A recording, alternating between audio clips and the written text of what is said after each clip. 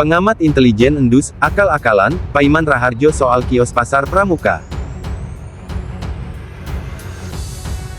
BA-nya itu dia mengaku, sekali lagi ya, Profesor P tersebut dia mengaku bahwa punya usaha di di pasar pramuka, ya, di pasar pramuka pojok. Dan ini sudah dikonfirmasi oleh seorang peneliti intelijen, ya, atau pemerhati intelijen, Pak Sri Raharja, bahwa memang betul Profesor P ini memiliki kios di pasar pramuka pada tahun 97 sampai dengan 2017. Jadi tidak benar kalau dengan 2002, karena ada bukti-buktinya. Bahkan dia mengorganisir orang-orang di pasar pramuka itu untuk beberapa waktu yang lalu membuat reuni. Jadi jelas betul ya keterlibatan Profesor P ini di pasar pramuka. Selain itu, Roy Suryo juga menyebut mendapat ancaman dari Paiman Raharjo melalui pesan WhatsApp pada 6 Mei lalu.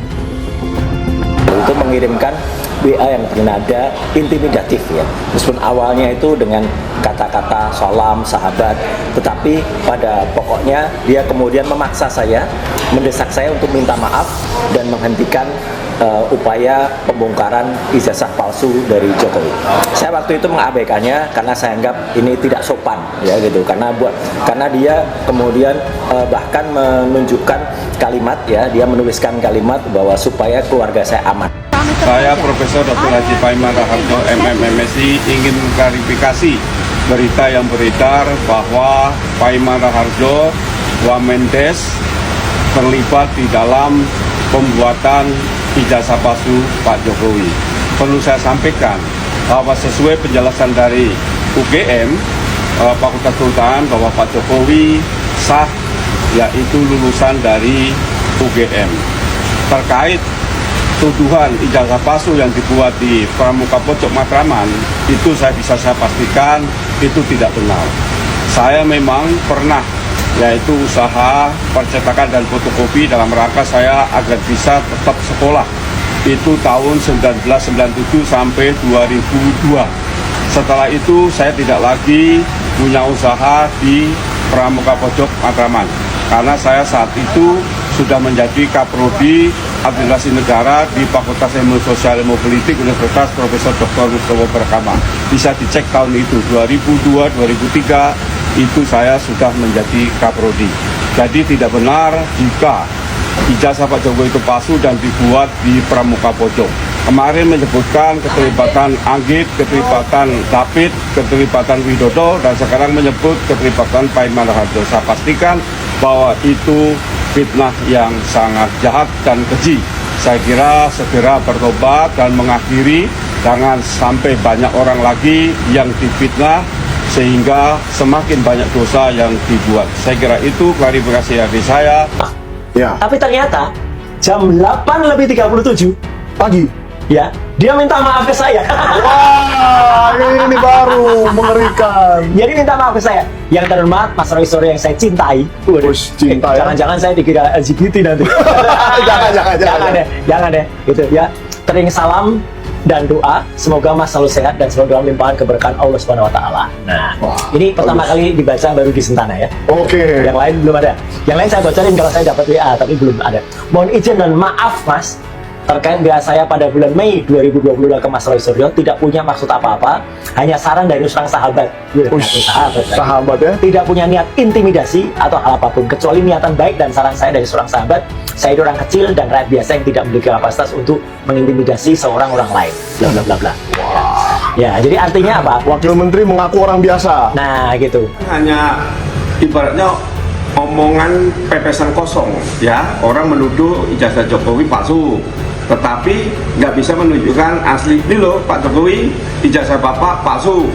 Ini loh aslinya nggak sesuai dengan yang asli. Nah, ini nggak, karena masyarakat tidak bisa berpikir secara benar, maka ini ditangkap. Oh, palsu, udah jelas-jelas institusi yang mengeluarkan ijazah mengatakan asli. Jadi tatkala ada tuduhan, ya, tuduhan saya terlibat dan sebagainya. Bagaimana terlibat? Orang ijazah Jokowi asli, ya kan? Jadi jangan sekarang ini memutarbalikkan fakta, rakyat dikasih racun, ya. Ini kan ibaratnya rakyat ini diracuni, gitu loh. Sesuatu yang belum jelas palsu, ya, sekarang melibatkan banyak orang yang dituduh-tuduh termasuk saya. Tapi yang menarik, Apa tuh Pak? ini baru ini yang menarik. Kita dapat cerita juga, dan ini bukan hanya cerita, karena sudah dipublish oleh pengamat intelijen, Pak Sri Raharjo Oke, Chandra. yang kemarin juga. Ya, mengapa Pak Iman, dia nulis ini barusan nih, ini barusan loh. Mengapa Pak Iman Raharjo klaim batas waktu kepemilikan kios percetakan? Nah, karena dia kan nulis kan 2 sampai 97 sampai 2002. Ya. Padahal gitu nulis hasil temuan di lapangan didapat informasi ini menurut pakar intelijen ya, intelijen beneran Ya. ini bukan intel Melayu, dari beberapa rekan sesama pemilik kios di Pasar Pramuka yang siap bersaksi bahwa Pak Iman Raharjo, mantan Wamendes, memiliki kios ketik dan cetak skripsi sejak tahun 90-an sampai dengan tahun 2017. Wah. Bukti-bukti yang dibangun ini tidak ada, kosong, nol. Dan saya kasih tahu ya bahwa Profesor Paiman ini Mas Roy, barusan dia bertelepon sama saya.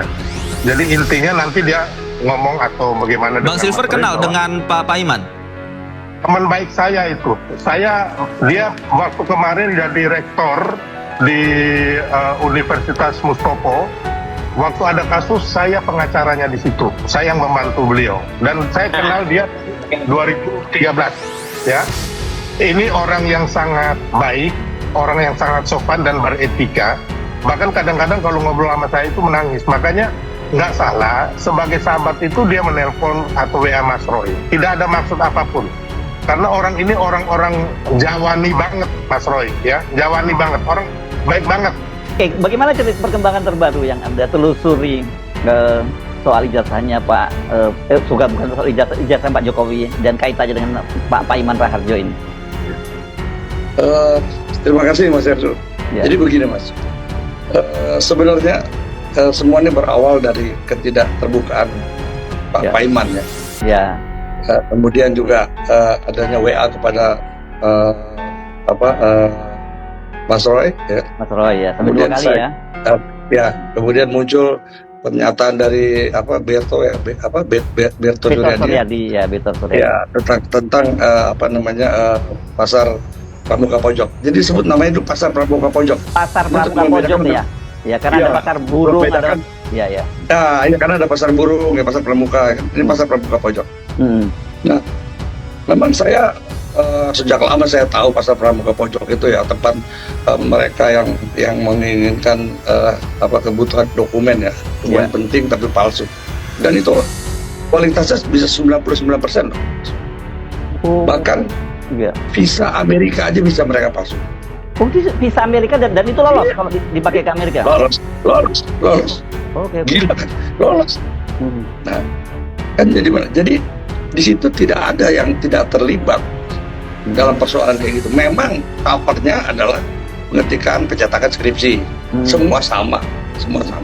Tapi kegiatannya yaitu dan itu bahkan semacam hasil lab dari Sukovindo itu bisa dibuat dan lolos. Oke, ya. Hasil lab batu bara segala macam emas itu bisa mereka. Oke. Jadi kalau ijazah aja tidak terlalu sulit. Jadi gitu ya. Jadi memang ini dan ini udah dikenal lama ya sebenarnya di pasar Pramuka. Sudah semua orang tahu semua. Semua orang Lagi tahu. saya besar di Jakarta, lahir di Jakarta, saya hafal lah. dan pengakuan Dito dulu banyak sekali politisi PDIP yang generasi yang lama tapi katanya kalau waktu dulu Ya. kesepakatan bersenjata larinya ke situ gitu ya katanya. Sudah pasti. Nah, Ah. kemudian kita tahu bahwa Pak Paiman kan disebut dosen. Ya. Jadi sebetulnya sebutan dosen itu karena dia langganan para mahasiswa.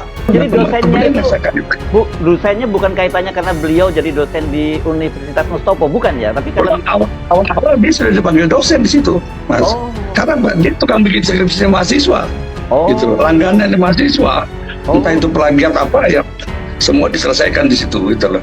Oh. Gitu. Jadi ini cukup Agak tokoh yang mudah. dikenal dong ya di Pramuka Pojok itu beliau ya. Oh iya dikenal karena memang mereka termasuk paling lama dan dari bawah ya. Ya. Dan kemarin saya kumpulin teman-teman saya yang dari sana juga ya kan. Dan kebetulan juga mereka yang dari sana tuh ada yang asli orang kampung situ gitu ya. Dia juga beraktivitas di sana. Berarti sebetulnya abang ini berarti masih karena ikut TPUA dan nyocokin sama Mas Roy dan kawan, ini ijazah nggak dari sana, nggak dari game kan, terus akhirnya bersekian sebulan, wah ini kalau nggak dari sana berarti dari Pramuka. Itu berarti masih dalam pemikiran abang berarti ya? Apa Kan sebenarnya ada tempat konfirmasi? kawasan Pramuka itu bagi siapa aja anak Jakarta, Udah tahu, ya ya? tahu semua. Jadi orang-orang yang drop out, kalau punya temennya contohin, bikin, terus juga. Kan dia kuliah juga udah, yang drop out, yang nggak lulus bikin aja di situ. Iya, keren kalau misalnya sudah ini kan lebih, misalnya Mas Denny, iya benar dulu bla bla bla gitu misalnya. Oh berarti belum sempat ke Mas Denny ya? Enggak ke dia. Tapi abang yakin ya karena cerita, dari rintitan rontotan itu ya? Kan dari Cikini itu kan ada anak-anak Jakarta. Ini yang ngatur semua Denny bang. Kan gue udah Denny kan. Aku tanya sama Denny melalui teman-teman, Dan yang bawa ke Pramuka Widodo kan jelas. Nah terus sekarang tinggal kita cari Widodo kau cetaknya di bagian mana? Itu ada 50 kios. Pasti dia jawabnya Pak Iman kan gitu. Selesai kan? Oh, jadi Pak Iman ini udah terkenal di situ kali ya? Yang punya percetakan. Dia dari mulai nol di situ, dia jadi tukang sapu, jadi tukang apa, terus dia menjadi rektor Mustopo, jadi rektor, dia profesor dokter, sekarang menjadi profesornya di internasional. Waduh, orangnya hebat ini. Jangan-jangan semua itu dibikin dia sendiri. Tapi dia bilang dia dapat doktornya dari Unpad kata dia. Nanti kita cek di Unpad. Tapi yang lain-lainnya itu dia yang cetak sendiri juga bisa kan? Orang dia bisa bikinin punya orang lain. Apalagi buat diri sendiri. Oke. Kan pasti lebih bagus buat sendiri kan? Iya. Ini dugaan ya berarti. Tapi gini bang, sekarang di mana sih barang itu? Dipegang siapa barang? Harusnya di KPU dong. Barang aslinya kan enggak bang? Iya dong, kan ini kita jangan bicara asli nih. Bukan kan, asli bikinan Pramuka lah kita duga. Iya, ini kita bikin Pramuka. Harusnya di KPU. Oh di KPU ya? Iya dong, kan diserahkan ke situ. Itu bukan kopiannya yang Kan diserahkan? kopiannya bang. Kalau aslinya kan enggak, mungkin dibawa sama. Itu dibawa Jokowi ke Polda. Dan memang selagi awal kalau ijazahnya sendiri tidak betul-betul ditujukan gitu ya ke masyarakat, dalam arti di sini adalah masyarakat, ya udah itu kan harusnya sudah selesai juga sebenarnya. Sehingga kalaupun beralih ke masalah Dr. Andes di Solo itu, ya itu kan sudah berkembang di masyarakat sendiri kan sebenarnya. Dan itu jejak digital itu kan tidak bisa dihilangkan kan. Saya pikir ya ini akan bisa berlanjut terus. Sedangkan yang ijazah yang diduga palsu oleh tim kami itu ya ini kalau sebelum sampai itu clear ijazahnya itu ya itu akan kemana-mana seperti juga yang disampaikan tadi.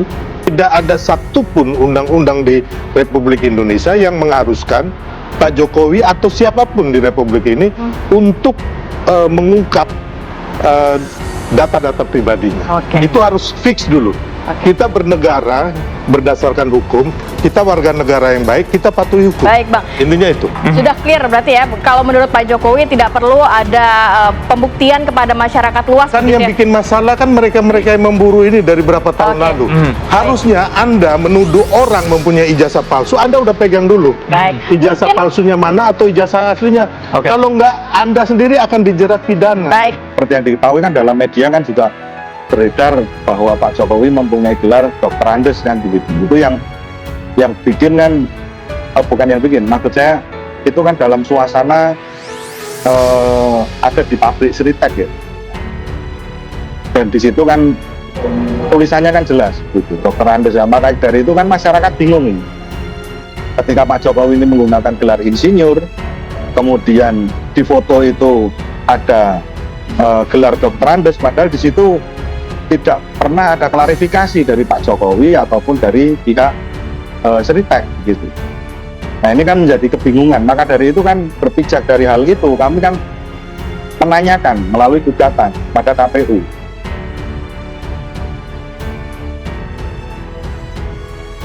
Pengamat intelijen Sri Rajasa mengungkap dugaan motif di balik pernyataan Paiman Raharjo mengenai batas waktu kepemilikan kios ketik dan cetak skripsi di Pasar Pramuka, Jakarta. Menurut Roy Suryo mengutip pemberitaan Indonesia Watch pada tanggal 24 Juni tahun 2025, Paiman mengaku memiliki kios tersebut sejak 1997 hingga 2002. Namun klaim ini memunculkan tanda tanya besar di kalangan publik dan para pengamat. Menurut Sri Rajasa, pernyataan Paiman tidak bisa dipisahkan dari konteks kegaduhan publik terkait isu dugaan ijazah palsu Presiden Joko Widodo, Jokowi, yang disebut-sebut dicetak di Pasar Pramuka sekitar tahun 2012, masa di mana Jokowi mencalonkan diri sebagai Gubernur DKI Jakarta. Kalau memang sekadar jujur, mengapa harus membatasi kepemilikan hanya sampai tahun 2002? Ada potensi bahwa Paiman tengah berusaha menjaga jarak dari isu ijazah yang diduga terbit setelah tahun tersebut, ujar Sri Rajasa, Rabu, 25/6. Lebih jauh, temuan di lapangan menyebutkan bahwa Paiman telah menjalankan usaha ketik dan cetak di Pasar Pramuka jauh sebelum 1997 dan bahkan masih aktif hingga 2017. Hal ini diperkuat oleh keterangan beberapa rekan sesama pelaku usaha di lokasi yang mengaku siap bersaksi jika diminta aparat penegak hukum. Dulu kiosnya di bagian depan pasar, tapi kemudian pindah ke belakang. Alasan keamanan disebut sebagai pemicu perpindahan, karena aktivitas cetak-mencetak yang dijalankan dinilai sensitif, ungkap seorang rekan yang namanya enggan disebut. Rajasa menyebut, justru pernyataan terbuka Paiman di kanal YouTube tersebut bisa menjadi bumerang.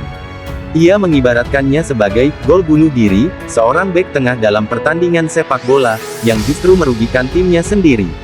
Pernyataan itu seperti membuka pintu untuk penyelidikan lebih dalam. Alih-alih meredam isu, Paiman justru menyulut spekulasi baru soal keterlibatannya dalam skandal yang kini jadi perhatian publik, tegasnya. Bitor Suryadi, banyak kader PDIP gunakan ijazah palsu untuk maju di pilkada. Politikus senior PDIP, Bitor Suryadi, membeberkan fakta mengejutkan soal praktik penggunaan ijazah palsu oleh sejumlah kader partainya sendiri demi bisa mencalonkan diri sebagai pemimpin daerah. Dalam sebuah perbincangan bersama mantan Ketua KPK Abraham Samad di kanal YouTube, Bitor mengungkap bahwa dugaan pemalsuan ijazah bukan hal baru di tubuh PDIP. Ia menyebut banyak kader yang memalsukan dokumen akademik, terutama saat gelombang pencalonan kepala daerah pada masa awal reformasi. Sejak awal era pilkada langsung, banyak kader PDIP yang maju sebagai anggota dewan, bupati, bahkan gubernur, menggunakan ijazah palsu, kata Bitor, Senin, tanggal 23 Juni tahun 2025. Menurutnya, praktik ini sudah diketahui aparat sejak lama. Bahkan, ia meyakini Bareskrim Polri sudah paham betul pola dan sumber ijazah palsu yang marak kala itu. Salah satu lokasi yang sering disebut dalam praktik tersebut adalah Pasar Pramuka, Jakarta Timur. Kalau polisi yang sekarang pernah berdinas di Jakarta, pasti tahu reputasi Pasar Pramuka sebagai tempat produksi ijazah-ijazah palsu itu, ujarnya. Bitor juga menyebut nama seorang kader senior PDIP bernama Denny, yang disebutnya sebagai sosok kunci dalam praktik ini. Denny disebut sebagai otak di balik pencarian penyedia jasa pemalsuan dokumen untuk keperluan pencalonan politikus.